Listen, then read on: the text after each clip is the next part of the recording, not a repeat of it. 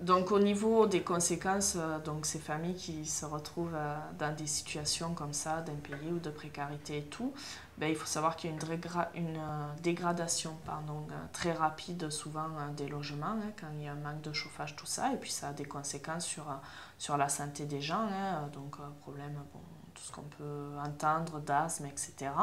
C'est tout ce qui est lié au surendettement, après, quoi, tout simplement. C'est de la recherche systématique au remboursement, enfin, de l'urgence, pour payer ses traites, enfin, voilà, c'est de l'exclusion, quoi, qui se met en place. Puis aussi des problèmes d'être bien chez soi, quoi, d'appropriation du logement. Les gens, voilà, ne se retrouvent pas bien chez eux. Et puis ça, c'est quand même assez dramatique de rentrer chez soi et de ne pas être bien chez soi, donc dans le quotidien.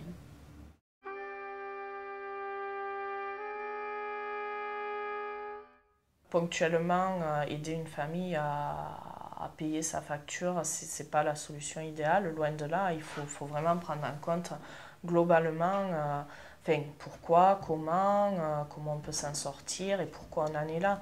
Donc donner des aides, oui, pour que les gens ne se retrouvent pas juste là.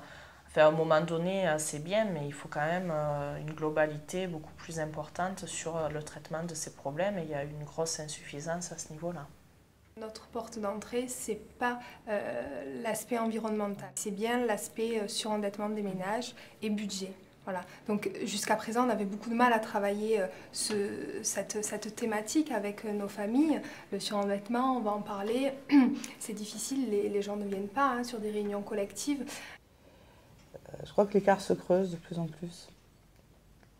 Et que du coup, ça ne fait pas partie des urgences pour les familles que de repérer quel est le chemin à faire pour éviter le surcoût énergétique dans son logement. L'urgence pour elle, c'est payer les factures, et donc du même coup à nous, travailleurs sociaux, animateurs, agents opaques, les personnes chargées de les aider à sortir de leur endettement, de rappeler que ça passe aussi par l'entrée, comment est-ce que je dépense, comment j'en arrive à dépenser. Le souci quand même qu'on a constaté pendant ces 2 ans, c'est qu'on n'arrivait pas à bien toucher, ou du moins efficacement, les locataires directement. Donc on s'est redirigé en fait sur une action sur le montage d'un appartement témoin. Donc en prenant l'exemple, on n'a pas inventé la poudre de ce qu'a fait Ecopole Énergie sur Marseille. Donc pour avoir vraiment un côté plus pratico-pratique et beaucoup plus ludique pour les locataires, pour essayer vraiment de les sensibiliser beaucoup plus facilement. Donc avoir une entrée aussi ludique et aussi actuelle que celle-ci, de cet atelier interactif, effectivement ça a de l'écho.